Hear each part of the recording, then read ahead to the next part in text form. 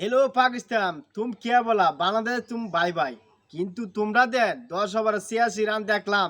10 over 86 run দেখার পরে রানটা হওয়ার কথা ছিল 180 বা 90। তোমরা পরে বগার বগার বগার বগার উইকেটগুলো চলে গেছে। আসলে তোমরা কি ইন্ডিয়ার কাছে কি বন্দী হয়ে গেছো? ইন্ডিয়াতে তোমাদের সাথে ট্রফি হাত মিলায় না। ওরা তো আপনারা যে এমএলএ খেলছে এমএলএ খেলতে না, এক কাম করেন, আমরা দেশ থেকে কিছু প্লেয়ার হাওলাত করে নিয়ে যান, নিয়ে গেলে মনে হয় বাংলাদেশ যে দল, ইন্ডিয়া পাকিস্তানে এই দল, কিন্তু পাকিস্তান যেমন আউলিয়া হয়ে গেছে গা, বাংলাদেশ হয়ে গেছে দেউলিয়া। এক কামড় আমগোর সাথে আপনার দল ফাল্টাইলেন, ফাল্টাইলে মনে হয় অনেক ভালো হইবে আনে। আর ইন্ডিয়ার দাদু আর একটা ম্যাচ হারে নাই।